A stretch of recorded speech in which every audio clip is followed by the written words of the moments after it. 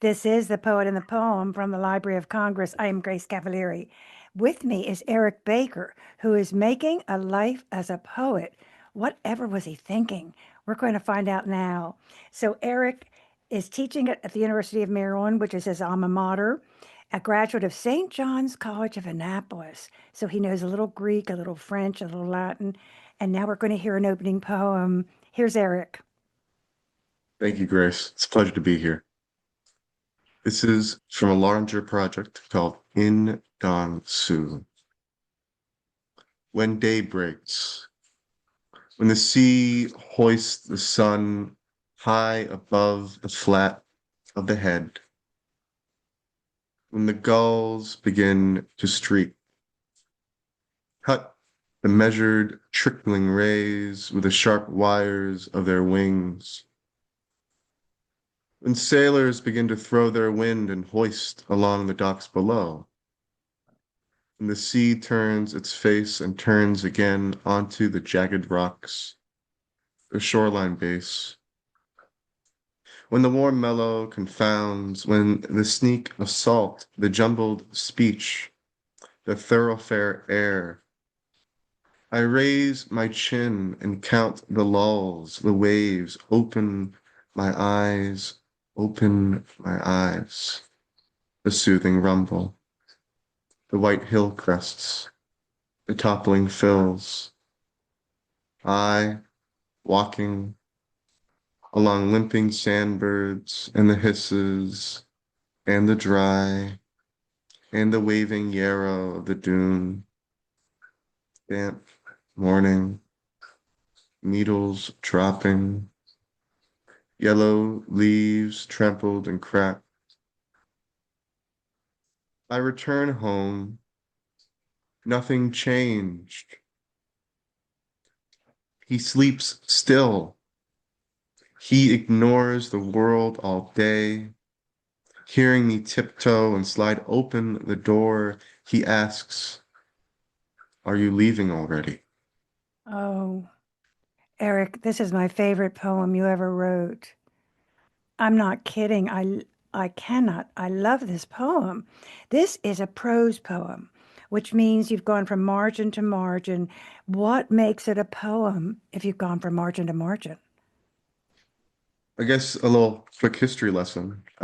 Baudelaire and his contemporaries want to arrive to the prose poem after an effort of breaking past the fixed Alexandrian, moving the sentence from one line to the next without a grammatical stoppage for melodic reasons. Mm-hmm. The prose poem comes out of that sort of experimental development, it seems, where there's a desire to break, not even, yeah, there's a continued desire to break out of line and margin and to run with a sentence and to follow, if not the melody of the sentence itself, the sort of logical melody, right?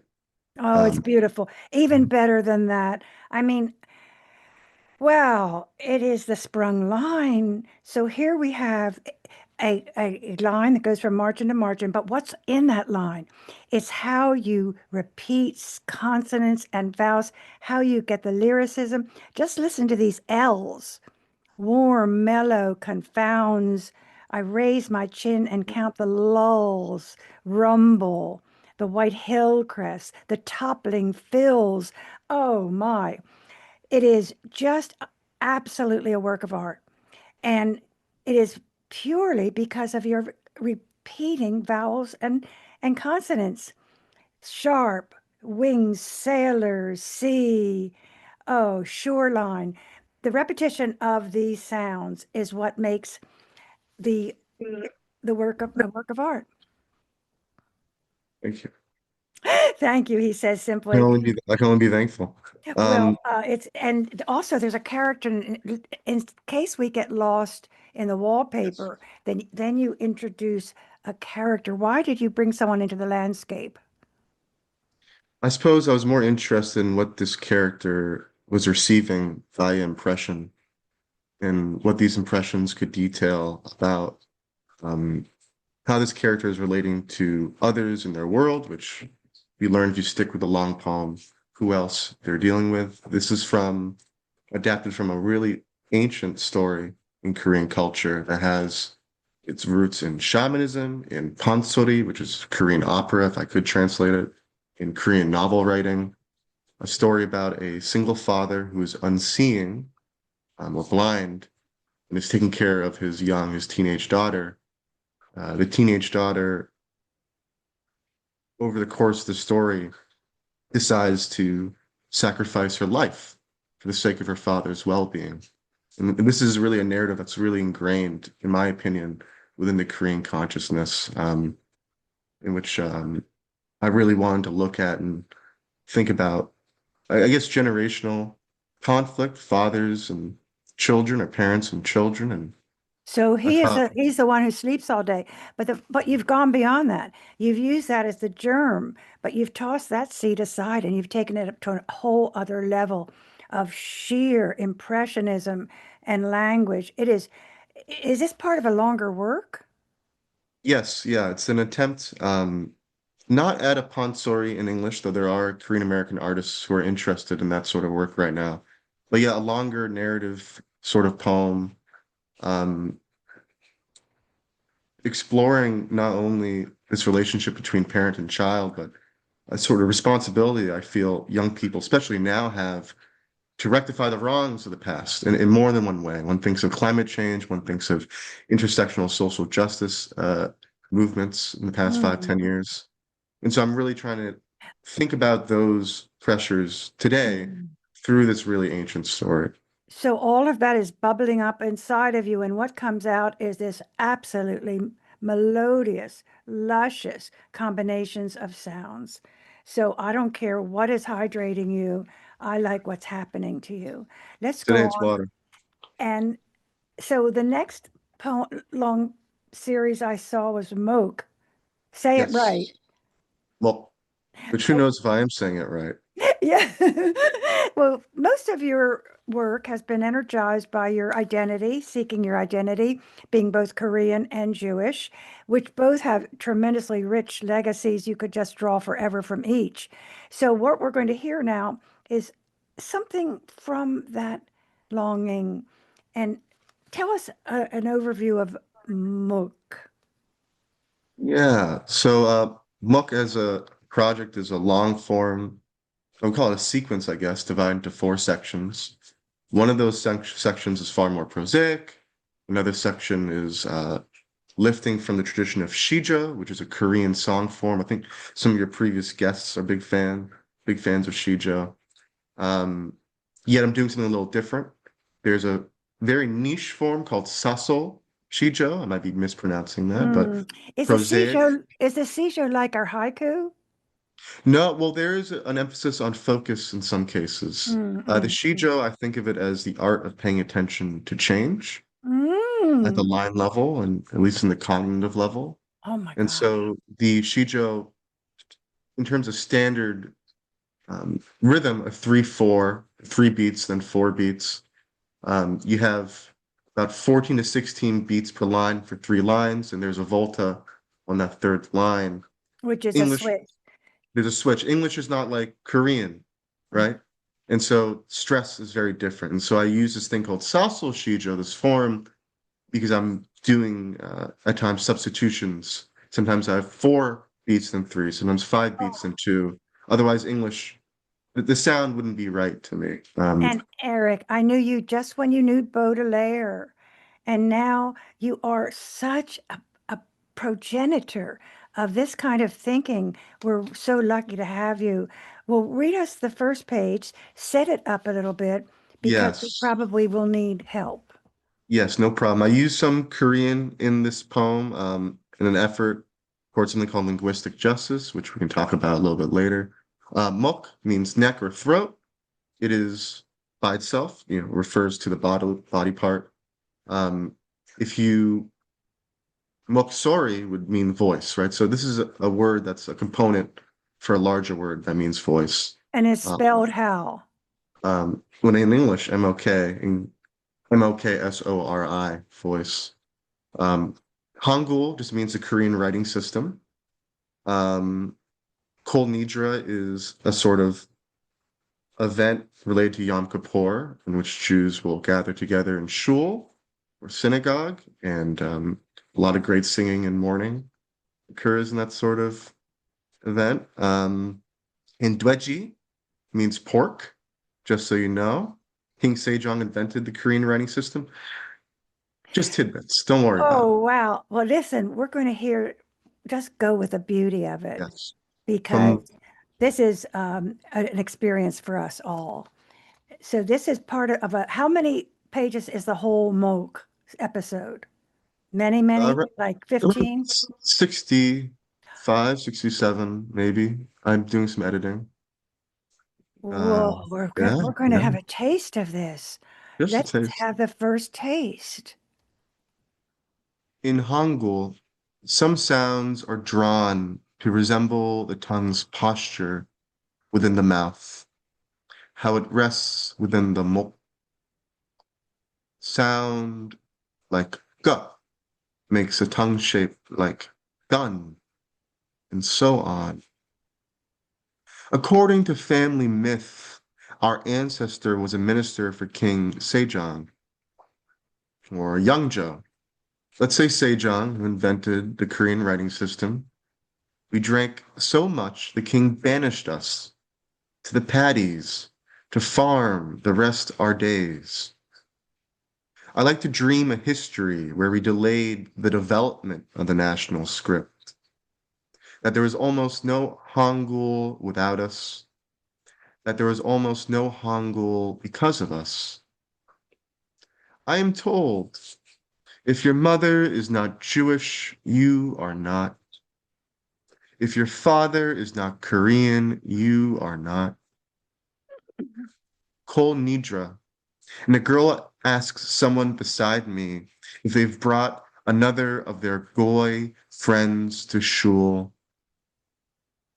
I am told that to understand, you require context, explanation, outside knowledge, linguistic inclusion. At a bus stop, a lady chatting with me guesses that I'm Korean. No, you sound like a Korean. What does a Korean sound like? I speak so little Korean while buying cigarettes at a mini mart in Seoul. I gave the cashier 2 panic attacks. When I ask Uncle what kind of dweji, he smiles, turns the red mass over coal, and points to his throat.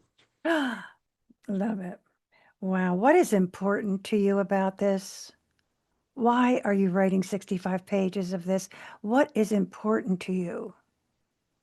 I feel like if I spend my time listening to other people about issues of identity, I don't exist. If I follow the old ways to the T, people like me, we don't have a category. And so a part of this project is an effort towards a sort of personal self-determination. No, I am not Korean or Jewish. I am my parents' child. And this is a distinction that I don't make, that others seem to want to make for me at times, Mm. especially in the literary world where we have a new push to be more inclusive, but people are still learning how to do so in a polite manner. Um, I and so like that's what, very much what you say that if your father's not Korean, then you're not Korean. Of course, it is quite the opposite. Your father's Jewish, and then your mother is Korean. And if your yes, mother is not Jewish, you're not Jewish. So that right there, yes, that little conundrum in the middle says everything. And you're puzzling out quite a history and a selfhood and a literary career. That's a lot to do. Let's hear another one. yes. This is from the same long project. One thing you should know, I use this word jindo. Jindo refers to a Korean dog breed, one of which I grew up with. There's a This Korean dog breed. the Korean dog breed, it's known for being very loyal. There are stories of people abandoning their jindos, and the jindos follow them across the country of South Korea. Um, and so I would ask my mother what this word means often growing up, and she would be playful, and she would almost mistranslate at times. The name of the island where the dog comes from. And I always thought this was interesting. The more I learned Korean, how this became apparent to me. I used to ask Amma what Jindo meant, besides being the name for the breed. Sometimes Amma would say, way of truth. Sometimes she would say, island of truth. Amma let the sounds for do and do blend in the ear, translating something not as wrong, but as novelty. Whole childhood, I imagined that walking the Tao was no different from sitting squat on some island, from letting the river smooth the shores without concern for how much sand remained below the grapple of my toes. These days, I'm low on sand.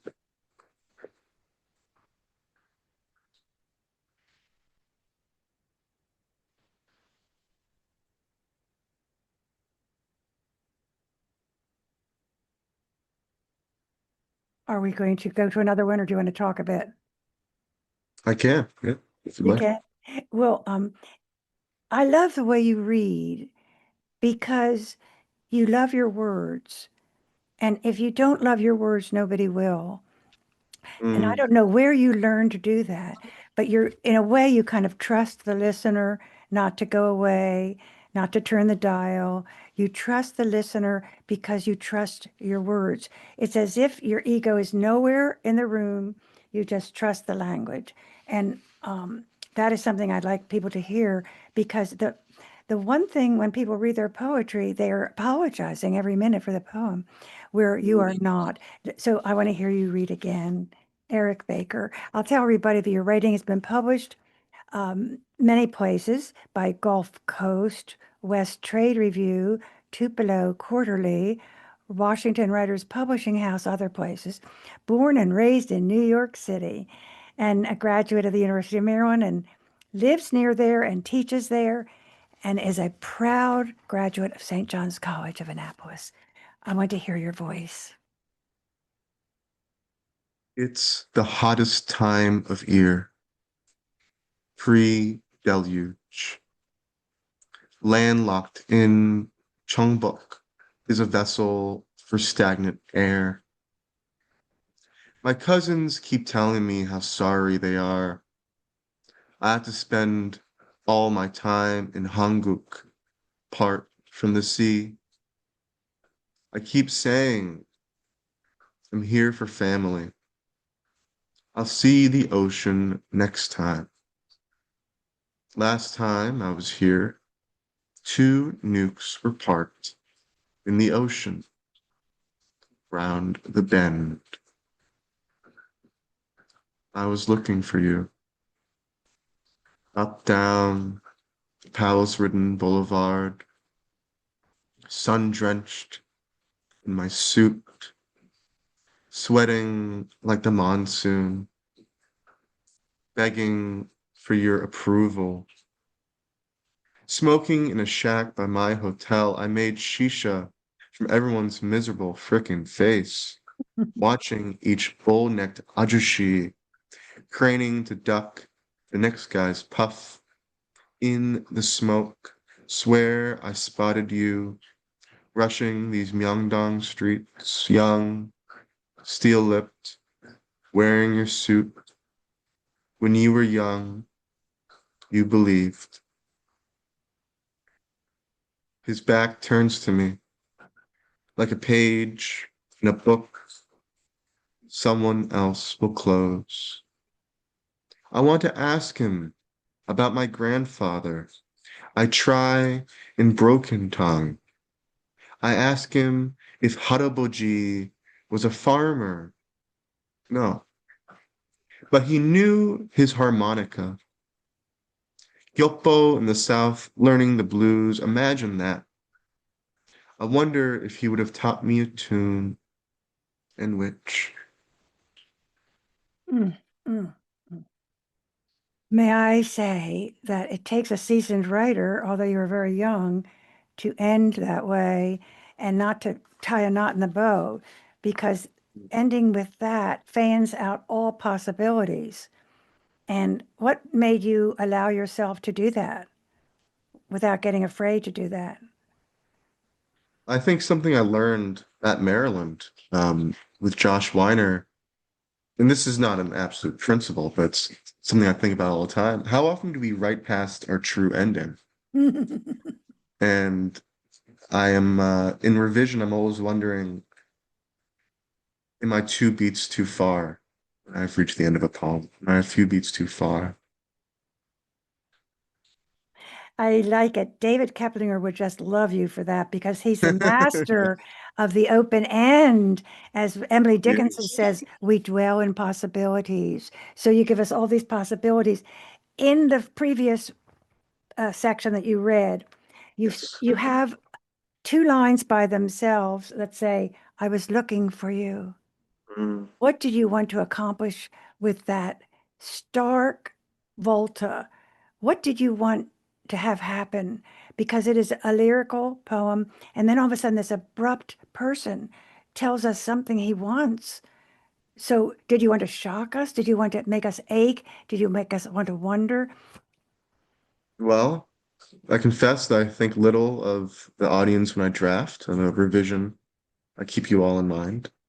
Please keep us all Here, in I mind. will, I always will. But yeah, I suppose there are certain moments where lyric cannot convey the intimate. There are moments where it can. There are moments where the poem must change, and this was moving towards a certain truth, and so the movement was complete, and it was time for another change. Thank you. Ilya Kaminsky has this wonderful poem about the war, and it's so dreadful. And in Mhm. the middle of it, he just has a line, I took my chair and sat outside in the sun. Just that interruption of all the horror made it come together. And that's the way I felt about your poem when you interrupted it with those two lines. I was looking for you. It's I as if want to, yeah, you're summoning the reader almost, the listener. Um, well, I think we have more, right? we do, we do. Let's a little have more of Moch. You know, who said that poetry is an act of summoning? I feel like this is a line that's been floating around my head. Maybe I I should think let I you say said it. it. Maybe you said it. It I could be, hope. I hope so. You copyright that. I'm going to continue from Mock. I'm going to do two sections, but I won't pause between. The red stones playing purple beneath my feet. How the stones waddle. My uncle's black polo, my uncle's gait, like my own, stiff-shouldered, morose. He swings his arm like he's still in the army, holstered. The water is muddier on one side of the pier, clear on the other. The waterfall is dry, little stones piled along the path, humid. My uncle explains the mountain. I ask him about stones. He says people come to pray. He mimes, his hands pressed together. Then he touches his heart. Mound. I touch one stone, so small, no one would miss it. I think about taking it, don't putting it in my pocket. The mountain whispers. Mm. You know, I spent my whole life not knowing who in my family I resemble. In one photo, finally, I see Halmoni's face. I see Amma's. I see Samchung's. I see Nuna's face, Hyung's face, standing in a field. My grandmother, her hand behind Amma, the sun in their eyes, bouncing off their gingham parasol, the grass crunching beneath the sole, mugwort moss, and dandelions. Atop a sunny hill, two children play, barreling through the grass at the bottom. Up top, men pass a dunghill, then watch it burn on a grave. You had me at the gingham parasol. I hope that these are recognized for the significance that they have. And I'm wondering if people are ever objecting to the Korean in the line or something they don't understand. Is that ever a stumbling block? Or can we intuit what you mean just by the context? I mean, Yeah. Wait, what were you saying? Please. I got it. I mean, as far as I'm concerned, if I see a word in Korean, I still understand it because of the surrounding words. Yeah. Yeah. Well, it's a complicated issue for me. I am inspired by Asian American and African diasporic poets who are unapologetically not just using their own language, but being attuned to what registers are available to them in their own lives. And, so they're not looking at a dictionary, but they're being authentic and genuine with what's already known. I feel like there's this pressure as a mixed race Asian American poet that if I'm going to include the language of either side of my ancestry, I must be fluent, I must know the grammar. The truth is, I know a few words here and there. I use the Korean name for family members. I find the Korean spelling for places to be far more pretty compared to the very ugly diphthongs required in English to translate Korean sounds. Because visually, it's abhorrent to me. And so I use Korean and sometimes Yiddish or Hebrew, sometimes Hanja, which is classical Chinese, um, where I think it feels natural and right. And in that way, I kind of perhaps shut out the audience in some superficial way, but I hope my audience takes it as an intimate way of including. And I'm using a register that they don't understand, but yet I still care about connection, as paradoxical as that might seem. It's It's the truth. understandable. It's like you trust, you trust, you trust. Yeah. And it's in your DNA and you're very much in touch with such a rhythm inside of you that has, I think, developed slowly, maybe, because I knew you as an undergrad and you're very fluent, but there's another elevation here of sound and meaning that has happened, I guess, from writing. What else can it be from? Is from writing.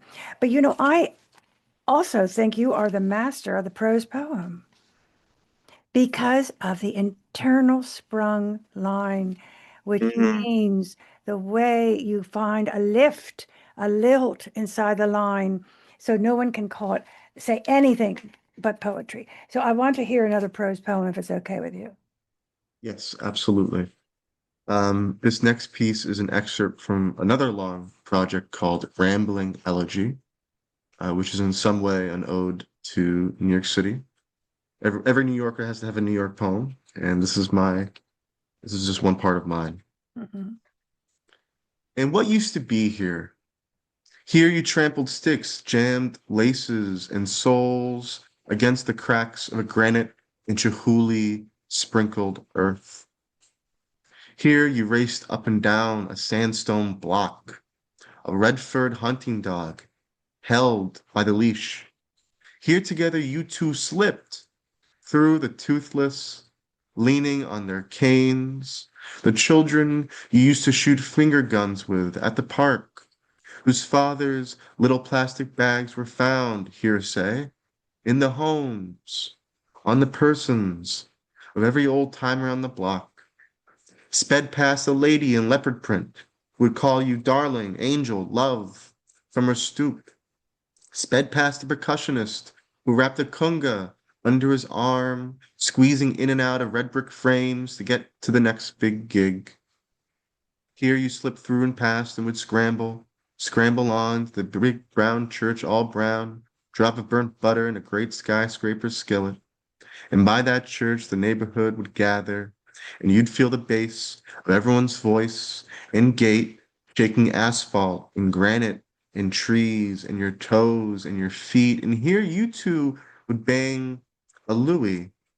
That means turn left and sprint past the bagel mill and hit the slope down concrete vineyard paths where the river crashed against the rocks and rusted barges made their tumbling, roughing rumble on gray waves, where the mayor lived in his big yellow house with his big chandeliers and his big posse, where flautists once danced on one toe, bronzing among bluebirds, where you'd kiss the cold saying this place, this, where sheets of wind rustled against the muzzle of your ruddy hound, staring off snug between the rungs, overlooking the swells. May I just say red brick, big brown, all brown, burnt butter. May I just say ruddy, staring off snug, rung, ruddy, snug, rung. Come on. I get it. I get it. Does I that hope just someone come out does. that way? I think in Because that this is period, pretty yeah, smooth. It doesn't look like you ironed it out. I think over the course of a few years, I may have learned a little bit more of prosody and abandoned it and played. But I think when I was writing that, I was really into the idea of improvisation. Not that I understand it too much now, but I'm always trying to listen to the next tone after that. Hmm. I think this was an exercise in that sort of practice. And a travelogue. A travel We log. see it. Does the mayor really have a house like that? Yeah, currently, if you go to New York, there's Gracie Mansion. It's still there, Is it right by the yellow? water. I think it's yellow. This might be the imagination playing Could have been tricks. the This might be the sun. poetry. It could be Yeah. the sun. It should be. There's not a posse anymore, though. It's a more of a friendly crowd out here. So, Understand. I wanted you to write a book called A Walker in the Streets, although that title has been taken, because you mm, really did note what Manhattan was to you and New York and living right in the heart of it too, with your big Jingo dog yeah, always yeah, by your yeah. side. So there's so much more I want to ask you. Do you remember the Haibun, Yes, the of course. Japanese form? Okay. Always, always. And how do you describe a Haibun? High Boon is strangely enough, it reminds me a lot of how Western thinkers have thought about epistemology and memory, Mm. insofar as here I am in the prose section. So there, for the high boon, there's a very terse, usually first person active prose section in English. Um, and then a very crystal haiku refrain that takes all that data and compresses it. And it reminds me of how some people have thought about the human mind insofar as here I have all this data in front of me, visual data or sensory data. And the imagination must rearrange these pieces of information to arrive to a thought. In a way, the high boon reminds me of that process or encourages me to be mindful of those internal mechanisms inside mind. Well, I remember one that you hark back as a child, if you can find that for us. Yes, the dry cleaner, would that be? That is the one. That is the one. I'm gonna pull out the cleaner. The cleaner. My mother and I walk home. It is dark out. Wind is cool and soft. Lampposts dirty, yellow. The streets are empty, clear, except for outside the Korean dry cleaner. Mr. Yi is standing, clutching his wrist. He does not wince. Red stain down tan trousers, pool of blood at his feet. In Korean, my mother asks him if he is okay. Mr. Yi says he was just trying to bring down the gate. My mother asks if there is an ambulance coming. He nods. He says yes. He smiles. We walk on. I look back. He stands there alone. I am nervous. We shut the door to our building. Muffled sirens. Late evening. Clenched wrist. On the corner. Bleeding. Calmly. He nods. Pants soaked. Distant sirens. The steady heart. The effective thing about that is that it's in the present tense, which is kind of a marvel because it happened in the past. But making it immediate, happening right now, is the secret of the Haibun and the secret of Eric Baker, who is really writing extraordinary, fresh, new, innovative verse. Let us have a final poem. This is a piece that was published recently in West Trade Review. I'll just give you a little context before we jump in. I'd written this poem while traveling South Korea visiting family after a recent death. And this part of South Korea, you can kind of see evidence of a declining birth rate, or at least of a lot of young people moving to the city and out of these areas, these more rural or remote areas. And I also found a very old sewing machine that harkened back in some way to the colonial past indirectly. And I was curious how both the past and the future were kind of haunting me in this one moment, in this one lonely street in the middle of South Korea. Footprint.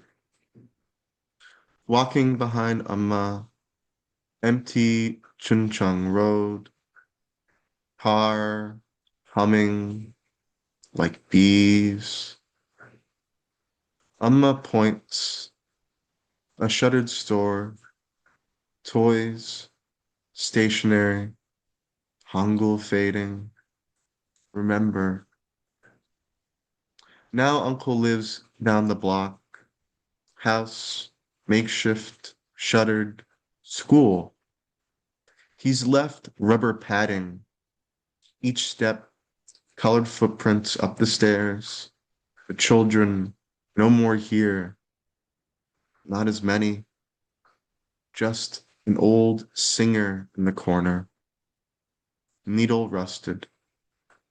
Body, Japan, finished. The land was half. It was another's. Mm. Say those two lines again at the end. The land was half. It was another's. So much history in those few syllables. This is The Poet and the Poem. That is the voice of Eric Baker. The program is produced by Forest Woods Media Production, post-production by Mike Turpin, MET Studios.